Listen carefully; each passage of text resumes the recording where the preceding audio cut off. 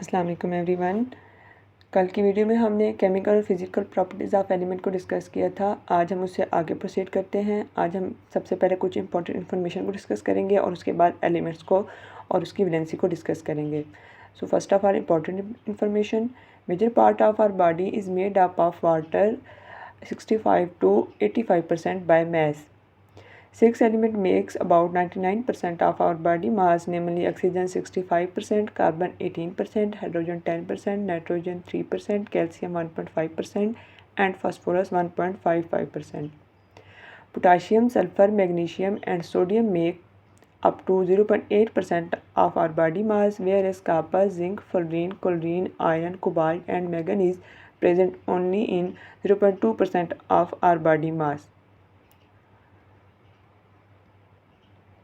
इसके बाद हम देखते हैं elements. Elements are represented by symbol which are abbreviation of their name of elements. A symbol is taken from the name of that element in English, Latin, Greek, or German. If it is one letter, it will be capitalized as hydrogen, H for hydrogen, N for nitrogen, C for carbon, etc. In this case of two-letter symbol, only the first letter is capitalized, e.g. Ca for calcium, Na for sodium, and Cl for chlorine. अब इसमें ये है कि कोई भी जो element होता है उसका सिंबल होता है वो उसके अपने नेम के पहले वर्ड से भी हो सकता है, या जिसने उसको डिस्कवर किया उससे भी हो सकता है, या उस एलिमेंट से कोई भी स्पेसिफिक चीज़ जो जुड़ी होगी या उससे हो सकता है। जैसा कि अब हम देखेंगे कि अगर उसका एक लेटर का उसका सिंबल है तो उस एक लेटर को हम कैपिटलाइज करेंगे, जैसे H for hydrogen, N for nitrogen, C for carbon. अगर तो उसका सिंबल दो लेटर है, जैसे कि कैल्शियम का Ca है, तो इसमें C को हम बड़ा लिखेंगे और A को छोटा लिखेंगे। The unique property of an element is valency. किसी भी एलिमेंट की यूनिक प्रॉपर्टी उसकी वैलेंसी होती है। It is the combining capacity of an element with other element. It depend upon the number of electron in the outermost shell. किसी भी basically valency किसी भी एलिमेंट की बॉन्ड बनाने की सलाहियत को कहते हैं कि वो किसी भी दूसरे एलिमेंट के साथ जाके कितने बॉन्ड बनाता है।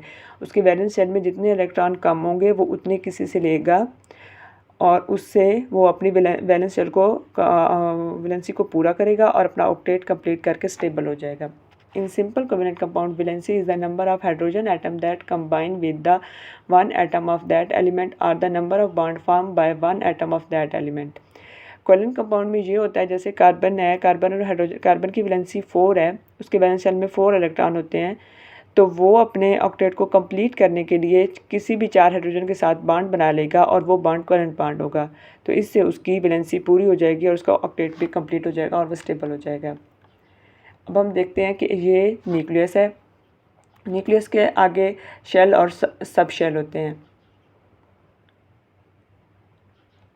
अब ये न्यूक्लियस है और इसके ये K, L, M और N, ये इसके एनर्जी शेल्स हैं। K में 2 इलेक्ट्रॉन होते हैं, ये इसमें सिर्फ S इन्वॉल्व होता है। जैसा कि हम जानते हैं कि S में 2 इलेक्ट्रॉन होते हैं, P में 3 इलेक्ट्रॉन होते हैं, D में 10 होते हैं और F में 14 होते हैं।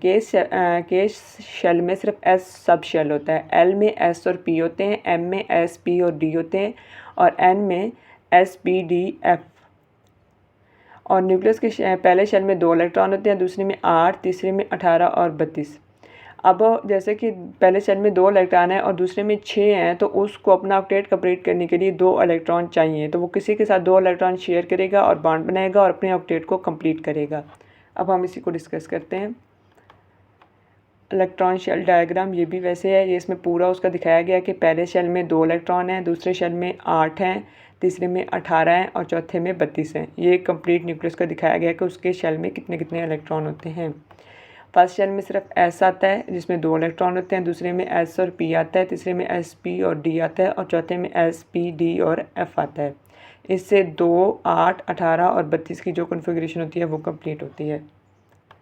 अब हम किसी एलिमेंट को डिस्कस करके देख देते हैं। जैसे ये नाइट्रोजन है, तो नाइट्रोजन का जो एटॉमिक नंबर होता है वो 7 होता है और इसकी इलेक्ट्रॉनिक कॉन्फ़िगरेशन होती है 1s2, 2s2, 2p3। तो 3 में से P में 6 इलेक्ट्रॉन चाहिए, यहाँ P में 3 इलेक्ट्रॉन है, तो इसको 3 इलेक्ट्रॉन चाहिए अपना ऑक्टेट को कंप्लीट करने के लिए। ये देखें, इसके पहले शेल में 2 इलेक्ट्रॉन कंप्लीट हैं और उसके बैलेंस शेल में 5 इलेक्ट्रॉन हैं, तो वैलेंस शेल को जैसा कि हमने पढ़ा था कि दूसरे शेल में 8 इलेक्ट्रॉन होते हैं, तो वो 8 इलेक्ट्रॉन अपने ऑक्टेट में कंप्लीट करने के लिए ये किसी भी दूसरे एटम के साथ या एलिमेंट के साथ बॉन्ड बनाएगा और अपना ऑक्टेट को कंप्लीट करेगा। तो ये जैसे कि नाइट्रोजन का 3 बॉन्ड बनाता है, नाइट्रोजन किसी भी 3 हाइड्रोजन के साथ भी वो बना सकता है या किसी और एलिमेंट के साथ बना सकता है। तो ये 3 बॉन्ड बनाएगा, तो इसके इधर जो ये इलेक्ट्रॉन है ये डबल हो जाएगा, उसका वैलेंस शेल कंप्लीट हो जाएगा। अब इसके बाद हम क्लोरीन की एग्जांपल देखते हैं। क्लोरीन का जो इलेक्ट्रॉनिक कन्फिग्रेशन है वो है 1s2 2s2 2p6 3s2 3p5।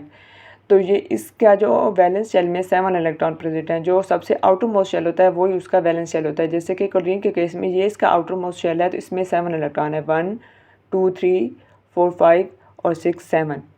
तो इस तरह इसके वैलेंस शेल में 7 इलेक्ट्रॉन है। तो इसको अपना ऑक्टेट कंप्लीट करने के लिए 1 इलेक्ट्रॉन चाहिए। इसके पी में 1 इलेक्ट्रॉन की डेफिशिएंसी है, जो किसी भी हाइड्रोजन एटम या दूसरे एलिमेंट के साथ जाके बॉन्ड बनाएगा और अपने वैलेंस शेल को कंप्लीट करेगा। तो इस तरह से सारे एलिमेंट अपने वैलेंस शेल में जाके वैलेंस शेल को में इलेक्ट्रॉन शेयर करते हैं और वैलेंस शेल में इलेक्ट्रॉन पूरे करके अपने आप को स्टेबल करते हैं। आज की वीडियो में बस हमने इतना डिस्कस किया। फर्दर एग्जाम्पल को हम आगे डिस्कस करेंगे और इसी बॉन्ड बनाने की सलाहियत को उसकी वैलेंसी कहते हैं। Thank you so much. अगर आपका कोई क्वेश्चन हो तो आप कमेंट सेक्शन में ज़रूर पूछिएगा, अगर आपको कोई बात समझ ना आ रही हो तो। Thank you. अल्लाह हाफिज़।